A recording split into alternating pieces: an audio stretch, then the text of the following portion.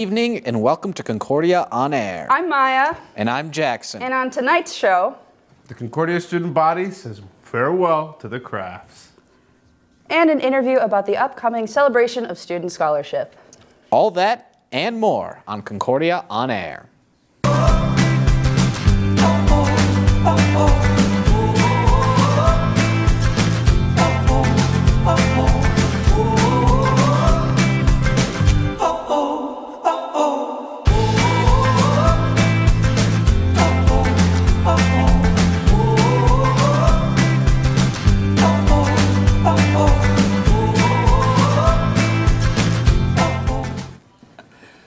Three banter! Whoa, triple Who? Concordia on Air, we don't care about rules. We Three don't. hosts. We are the Powerpuff Three Girls. hosts. We are the Three Musketeers. We are another names trio. I can't remember. Look at us. You can see. Look how far down. You can see on our legs. That's crazy. You This can is see- crazy. There's so many people on screen. We had to zoom all the way out so you Do you can like see my all of pants? us. You can see my plaid pants. Texture. I'm wearing a nice. terrible outfit Texture. today. well. I can definitely see problems with this situation, especially in the audio department. I can't imagine what the audio levels are They like hate right us all. now. I hope it's. Should we whisper for them? Should we do like an ASMR episode? Welcome to Concordia. See my phone. You can see my stuff in my pockets. I like that. Whisper. Hey, Charity. Happy Easter. Happy Easter if you Easter. celebrate. I do. I celebrated Easter by running an escape room. It was very festive. Oh, you worked. I worked. Yeah. What did you guys do? I went to my house. Yeah? Yeah, Anything else? Jackson Or? ate tofu. Yeah. true. I smoked a block of course he tofu. did. He would. He would. Smoked tofu. I proved that you could. Is that gonna get flagged? I ate some ham, and my dad rotisserie a chicken. Rotisserie. And Chicken and ham. I really want to tell this story. I don't. An incident happened. My canine compadre, my dog, found a treat that he was not supposed to eat. We could say, and he was a little silly for Easter Day. It was really unfortunate. We had to silly. keep an eye on him. Make sure. Don't worry, guys. This isn't a negligent moment, and he was happy. We put Just a some classic Zeppelin on. Mikey moment. It worked. All right, it was fine. Some colorful Easter, lights. he has risen. He is risen indeed. All I did that dog. was moderately festive was made deviled eggs. I really wanted to make some deviled eggs because I was like, these can't be as bad as I remember them being, Yeah. right? But they were. They What? were not that good, and I put Dijon mustard in them, so I had high expectations, right? Yeah. Because you put Dijon mustard in something, usually it means it's going to be like a. What do you have against Dijon mustard, Jackson? You gotta do I honey know. Dijon mustard. You can't do regular Dijon mustard. You gotta do honey Dijon mustard. Well, I didn't have honey Dijon mustard. In this economy, Jackson, we have Actually- Dijon mustard and we have honey. You know, we can't- That's not true. Did you use like Aldi brand Dijon mustard? I use the Target brand Dijon mustard. Okay, so there's a complete different product that comes out of the title Dijon when you go to like Aldi or Target. If you're not getting Grey Poupon, and I hate to say this, I hate to promote this kind of upper echelon of high class mustard consumption, but if you're not getting Grey Poupon Dijon mustard, you are not eating real Dijon What about mustard. Jimmy mustard? You know the Jimmy mustard that's just like a whole Oh. bunch of kernels? Jimmy mustard. I like love whole that. You grain? bite into it, Yeah. it's like eating boba. It just goes crunch. I've been really into eating crunchy flesh. foods lately. I went through an entire Pringles can nonstop. I was putting them in my mouth just one by one nonstop so it was done. And then I stuck my hand in it. And this is exactly the line as to where the Pringles can. No, stuff. that's where the Pringles can went up to. And now I think I'm going to get it tattooed. That would be a good tattoo. Yeah, you got to The- hold me the to part. the Pringles can. The thing is, though, is I'd like to think that your arm would either get wider or longer as you go throughout life, so it's not going to be your forever Pringles line. You don't know but me. it would be. You don't know it anything would- about me, Michael. Sorry, you're right. Who am I to know if you're going to get taller or Who are you to assume that I'm longer? going to live that long? Anyways, let's You know talk who about. didn't live that long? The residents of Smallville. Hey, you see him? Hey, Kevin. Kevin's here. Kevin. We He's have late again, we do but- have news about Kevin Bacon. Oh, do For, share. in A&E. He Oh, is- just kidding. No He's- spoilers. No, it's not for A&E. I'm really excited. We are announcing the departure of Kevin Bacon from our show. We are? He's moved on to greener pastures of A24's production of Maxine, which requires him to be in California 24/7 now. So Speaking of Kevin's departure and Maxine, I have a surprise for both of you and listeners at home. I also got a role in Maxine. In Maxine, the A24 movie, Maxine? Yep. So I will be departing for California actually right now. Oh, shoot, you got to get on that. The premiere is in... This is Really depressing, soon. everybody. We have lost two core members of the show. Sometimes your friends get cast in an A24 movie and you just have to stand there and smile and court on air. Before we transition to news, we would like to have a moment of silence for Mikey Harvilla and Kevin Bacon as they move on to better things. And now it's time for the news! Hey! Thank you, Ryan Jackson. Students and faculty are getting ready to bid farewell to their beloved President and First Lady. A special event has been organized to celebrate the incredible contributions made by President William Craft and Anne Craft to the college during their tenure. This celebration event will take place on Thursday, April 13th from 3:30 to 5:30 p.m. at the atrium, and everyone is welcome to attend. The highlight of the event will be a ceremony scheduled for 4:30 p.m. at the Centrum, where students and faculty will gather to show their appreciation for the crafts. The event is expected to be a memorable and heartwarming affair as the Concordia community comes together to celebrate the service of their beloved President and First Lady. In other news, the FM LGBTQ+ College Alliance is gearing up for a remarkable event to honor the achievements of the LGBTQ+ students from Concordia, MSUM, NDSU, and M-State. The 2023 Lavender Graduation Celebration and Reception, which will take place on Wednesday, April 19th, promises to be a joyous occasion. The event will be hosted by the FM LGBTQ+ College Alliance, and attendees will have the opportunity to celebrate the accomplishments of the LGBTQ+ students in the area. The ceremony will be presided over by leaders from the colleges who will recognize the students' hard work and dedication. The highlight of the event will be the keynote speaker, who will be from the LGBTQ+ community. Their speech will focus on the significance of the Lavender graduation and the accomplishments of the LGBTQ+ students. In addition to the recognition and speeches, the students will receive lavender cords to wear at each institution's graduation. The cords symbolize the students' achievements and serve as a reminder of their hard work and dedication. Concordia College students have a unique opportunity to hear from Porter Ellett, a two-time Super Bowl winning offensive quality control coach for the Kansas City Chiefs of the NFL.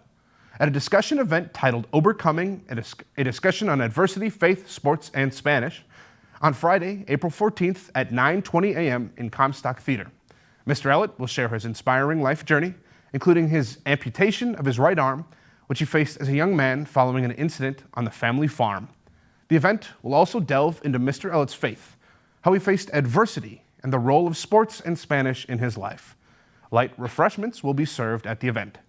All students are encouraged to attend and gain insight from Mr. Ellett's story of resilience and perseverance. And now, onto a package.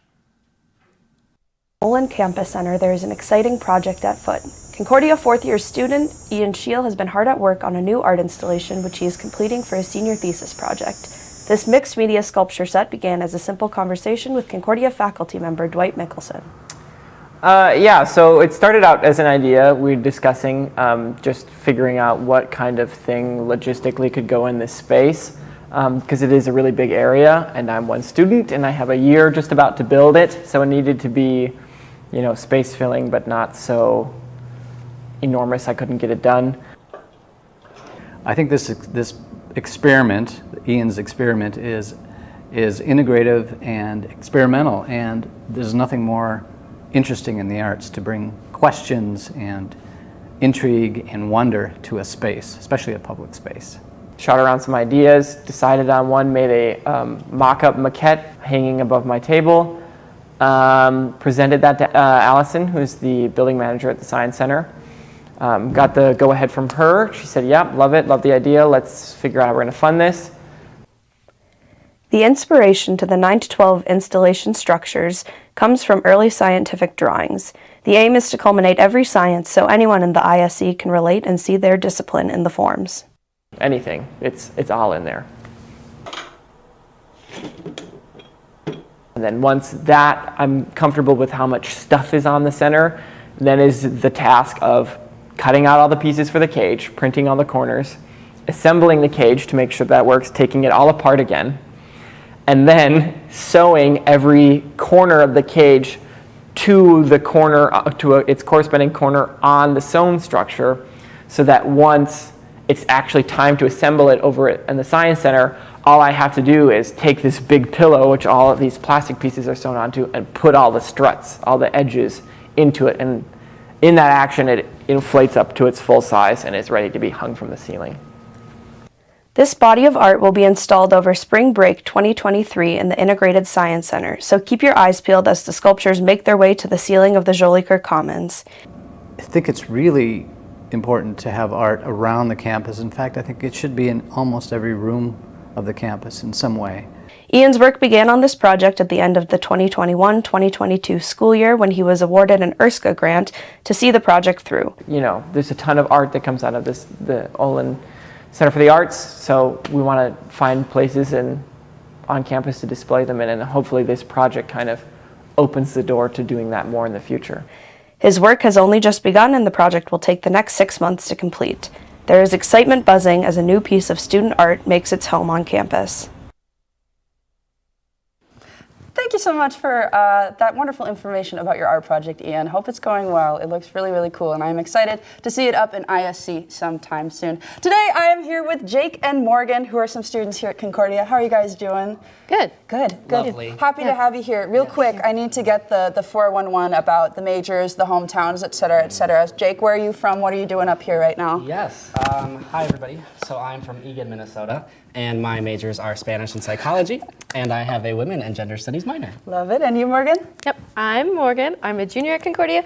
I am an English education major with a women and gender studies minor and also a psych minor, and I am from the Geographical Center of North America, aka Rugby, North Dakota. Love it. I've been there. I actually have a picture outside of the alleged center that we know is not actually the alleged. It's because no way it's actually in town. No way it's actually just there by that like real estate office. Is that actually the Geographical Center? I don't believe it.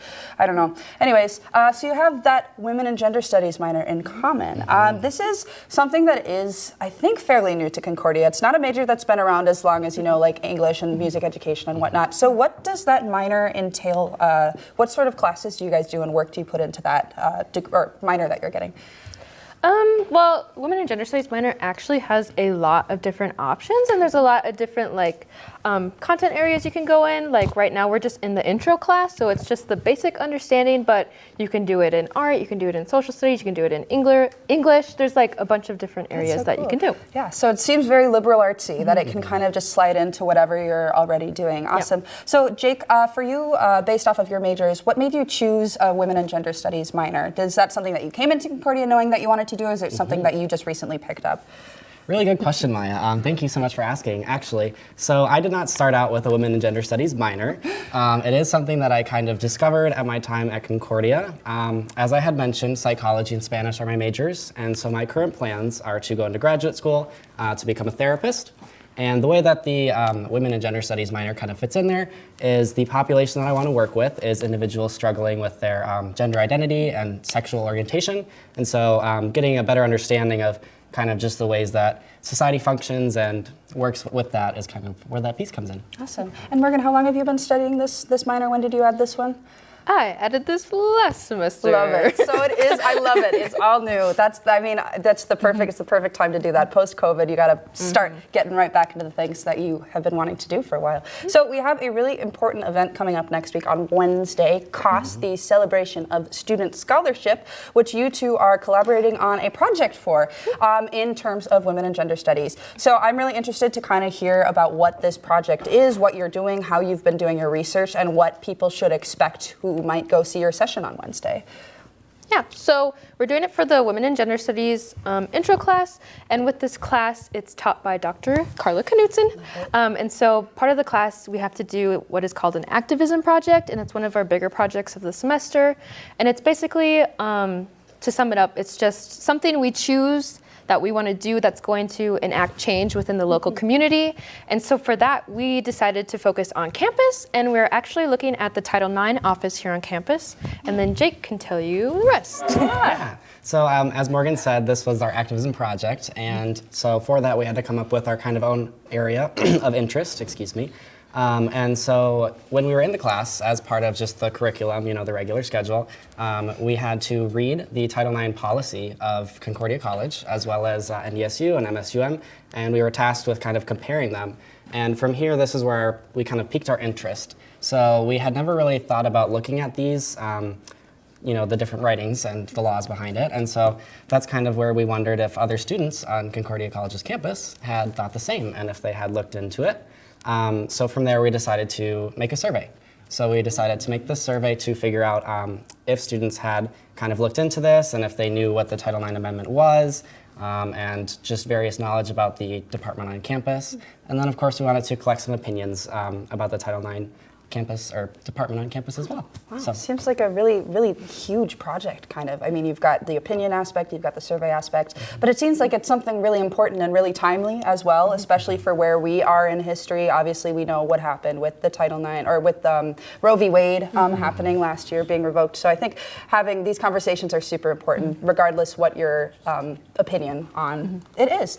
So, Celebration of Student Scholarship coming up on Wednesday. What is the actual session going to be like? I know that you guys said you have about a 15-minute sort of presentation that will be happening on campus. Why don't you tell us a little bit about what people should expect when they attend that, and also where and when that is happening for those of you who might want to come see them? Yeah, so we're doing a 15-minute concurrent session, and it's just an oral presentation. Our plan is just to send the survey out, collect data on it, present that data, and then also see what we can do further after that.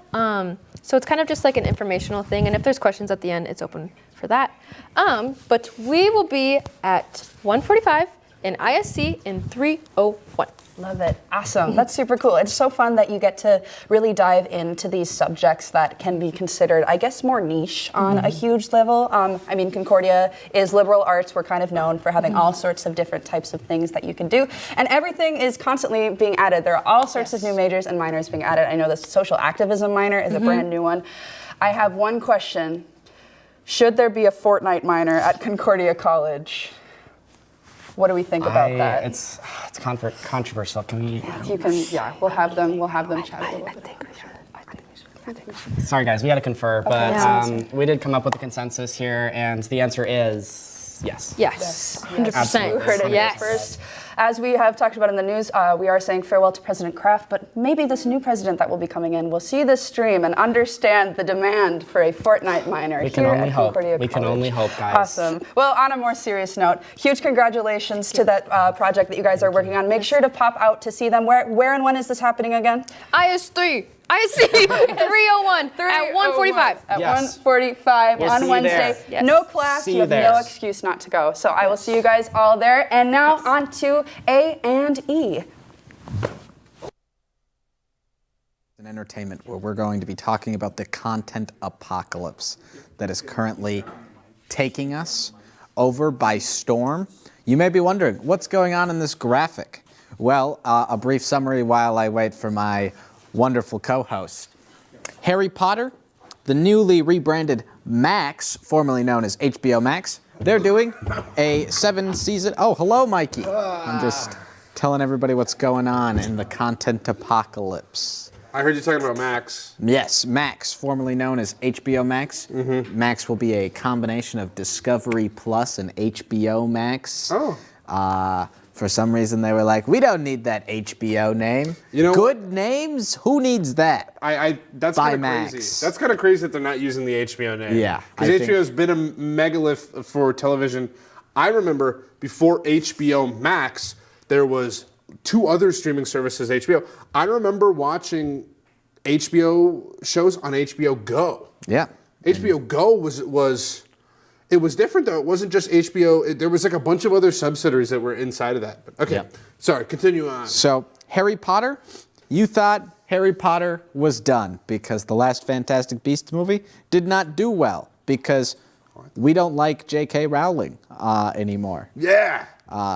that boils it down. But Harry Potter is back, literally, because Warner Brothers has decided we're rebooting Harry Potter into a 7-season television show. Wait, what? I genuinely don't know anything about this. Each season will be a adaptation of a book. It's said to be more faithful and Less racist? Hopefully? probably not, because you thought they would cut ties from J.K. Rowling. No well, guess way. what? Our buddy David Zaslav has decided to double down on J.K. Rowling, and she will be serving potentially as an executive producer on this television series. There is no way. Yes, there is a way, and we are living in that way, unfortunately. Oh my God. Moving on over to Star Wars. Star Wars, relatively harmless. They had Star Wars Celebration over Yep. the weekend. Yep. Ahsoka. Ahsoka trailer. More of the same stuff. Yep. Lots of people have stopped watching Mandalorian. Yep. You know, do you want to know? And this is just my personal opinion. You want to know how you revive Mandalorian? Just bring Cal Kestis in.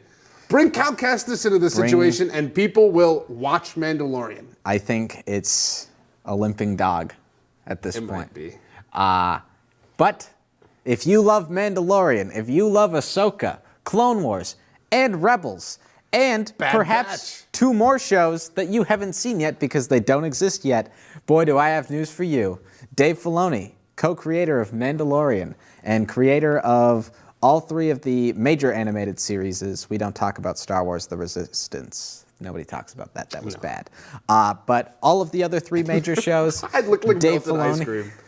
That show looked Yeah, like melted ice it cream. looked bad.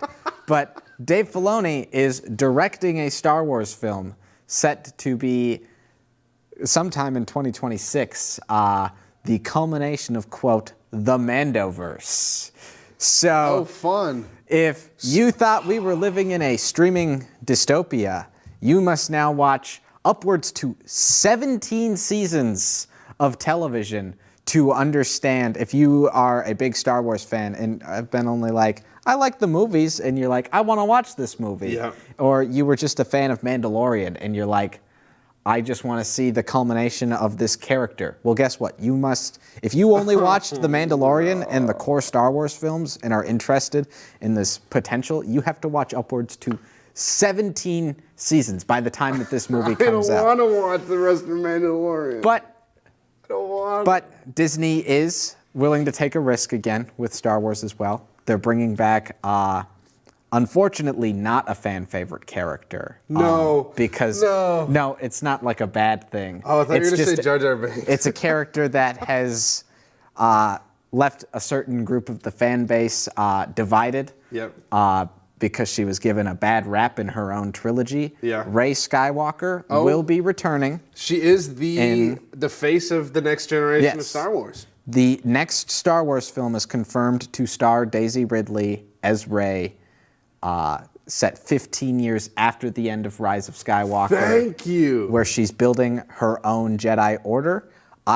Personally, that excites me the most out of any of the projects they announced, just because it seems like the biggest risk. You're taking a character that, unfortunately, due to a lack of creative vision for a trilogy, led to multiple different directions for the character in literally 3 different films. She feels different. Yeah. Yeah, and just a character that should have been somebody that fans latched onto, and unfortunately, because of politics, terrible fans, and just bad creative decisions, she got the short end of the stick. And I think that this is a huge risk for Disney, just simply throwing this character back into the fray, who she's a great character, and Daisy Ridley is a great actress. And she also got a bad rap. She hasn't gotten a lot of work post Star Wars. And I think initially she was like, I'm done after Rise of Skywalker. But I think it's one of those They things yanked where her back in. the stars align. Yeah. That's Also a risk as well, the time yeah. setting that they've decided to. I mean, if you look at Mandalorian, Andor, there is this massive oversaturation of the 5 BBY time period, the prior to A New Hope, and post Order 66, there's this massive chunk of time that I mean, honestly, like I love the Clone Wars, that early stuff, but that chunk of time is so oversaturated with media. It is like the densest, it's not even the densest lore based time period in Star Wars. It's just the most utilized inside of the films and the TV shows. And I am very excited to see what happens in this is completely future. uncharted territory. It's all new. We don't know what happened after the First Order fell. We don't know where the New Republic is, but we've got a little bit more to talk about. Yes, We've got Star Wars Moana. There's a live-action Moana reimagining, according to everybody's least favorite movie star, Dwayne "The Rock" Johnson. The worst. They're gonna grayscale it so hard, Yeah. you guys. It's gonna be so dark and gritty. But what does this reimagining include that's different from the animated movie? Well, not the main characters, because Ali Cravalho and Dwayne Johnson are returning for the role of Moana and Maui, respectively, into this live-action reimagining, as Johnson puts it. He said that there's going to be song, which was in the first one. There's going to be the epic story, which was in the first one. A list of other things that were in the original movie. And everybody's fan favorite chicken, Hey Hey, will also make a return. Let's go. So if you were wondering, how are they reimagining? This sounds like it doesn't. It sounds like Dwayne Johnson was just like, nobody's gonna like it if I say remake, so reimagining. Yeah, Dwayne, with his hurt ego after the colossal failure of the hit DC film Black Adam, has decided, I'm going to play Maui again, but not in Moana 2, a live-action remake, because it's all about him, and we've got to see his face 99% of the time. just a reminder, it hasn't even been 10 years since Moana has been out. True. By the time this next movie comes out, the children that first saw Moana will still likely be children. They'll be older children, but they'll still be children. On that note, hold your children tight tonight. Have a good rest And of your we'll week. still be children. We'll see you next week. Next week. oh, oh.